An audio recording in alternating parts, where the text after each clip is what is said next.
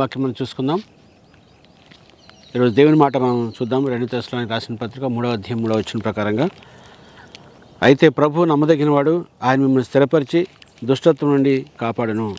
దేవుడు నమ్మదగినవాడని దేవుని వాక్యం తెలియజేస్తుంది. కాబట్టి తప్పకుండా దేవుడు మనల్ని స్థిరపరుస్తాడు, పాపం నుంచి మనల్ని కాపాడతాడని దేవుని వాక్యం తెలియజేస్తుంది. కాబట్టి మరొకసారి మనము దేవుని యొక్క కార్యం మన జీవితంలో జరగాలని, దేవుడు యొక్క నమ్మదగినవాడు కాబట్టి మన జీవితం తప్పకుండా ఆయన నమ్మకమైన కార్యం మన జీవితంలో జరిగిస్తాడని మనం విశ్వాసంతో నమ్ముదాం. దేవుడు ఒక వాగ్దానం చేస్తే ఆ వాగ్దానం తప్పకుండా మన జీవితంలో నెరవేర్పు జరుగుతుందని దేవుని వాక్యం తెలియజేస్తుంది. అదే 2 తెస్సలోనికీయులకు రాసిన పత్రిక 5వ అధ్యాయం 24వ వచనం చూద్దాం.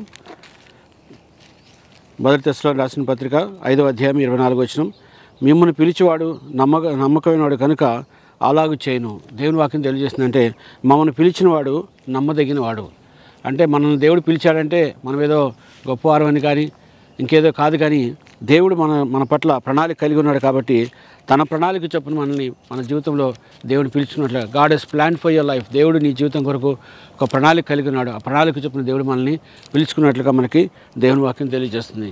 కాబట్టి మన జీవితంలో మనము ఏదో గొప్పవాళ్ళని కాదు, కానీ మనం ఏదో మరి గొప్ప ధన్యతలు మనం కలిగి ఉన్నాను కాదు, కానీ దేవుడి యొక్క ప్రణాళిక చేత దేవుడు మనల్ని పిలుచుకున్నట్లుగా దేవుని వాక్యం తెలియజేస్తుంది. అదేవిధంగా మనం చూద్దాం 1 కొరింథీయులకు రాసిన పత్రిక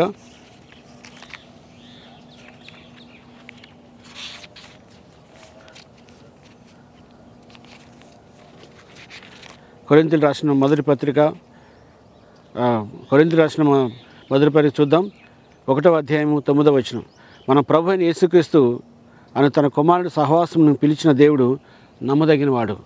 ఇక్కడ ప్రభు అయిన యేసుక్రీస్తు తన కుమారుడి సహవాసమును పిలిచిన దేవుడు నమ్మదగినవాడని దేవుని వాక్యం తెలియజేస్తుంది. కాబట్టి దేవుడు మనం పిలిచారు కాబట్టి దేవుడు నమ్మదగినవాడు, దేవుని కార్యం మన జీవితంలో జరుగుతాయని మరి పిలుచుకున్నాడు. అదేవిధంగా మన ప్రభు అయిన యేసుక్రీస్తు తన కుమారుడి సహవాసం పిలిచాడు. దేవుడు మనల్ని పిలిచింది ఎందుకంటే మొదటగా మనం స్థిరపరచడానికి, మన పాపను విడిపించడానికి. అంత మాత్రం కాదు, కానీ దేవుడు మనం పిలిచిన కారణం ఏంటంటే ఆయన పట్ల సహవాసం కలిగి ఉండడానికి దేవుడు మనం పిలుచుకున్నట్లుగా దేవుని వాక్యం తెలియజేస్తుంది. అందుకే దేవుడు నమ్మదగినవాడు కాబట్టి మనం పిలిచినవాడు నమ్మదగినవాడు అని దేవుని వాక్యం తెలియజేస్తుంది. కాబట్టి మనము ఏదైతే మన పట్ల ప్రణాళిక కలిగి ఉన్నాడో ఆ ప్రణాళిక మన జీవితంలో నెరవేర్పు జరిగిస్తానని దేవుడు తన వాగ్దానం తెలియజేస్తున్నాడు. కాబట్టి దేవుడు ఏదైతే వాగ్దానం చేస్తే తప్పకుండా ఆ వాగ్దానం దేవుడు మన జీవితంలో నెరవేర్పు జరిగిస్తాడు. అది తప్పకుండా ఏ విధంగా సరే దేవుడు ఆ యొక్క కార్యం జరిగిస్తారు. కాబట్టి మన విశ్వాసంతో నమ్మకంతో ఉందాం.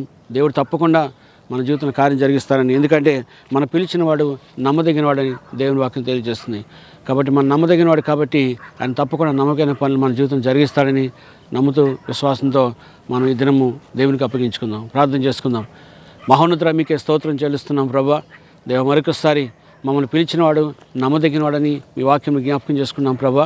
తండ్రి, మీ వాక్య ప్రకారంగా మా జీవితాన్ని ప్రభా మేము ఏర్పాటు చేసుకుంటుండగా తండ్రి, మా జీవితం పట్ల మీకున్న ప్రణాళికలు, ఉద్దేశాలు అన్నీ మా జీవితం నెరవేర్చనుగా, కానీ తద్వారా మీ నామానికే మహిమ కలిగిన ప్రార్థిస్తూ సమస్తలు మీ నామానికే మహిమ చెల్లిస్తూ ఘనత ప్రభావం మీకు ఆరోపిస్తూ యేసుక్రీస్తు అతి పరిశుద్ధ నామములో అడిగి వేడుకొనిచున్నాము తండ్రి.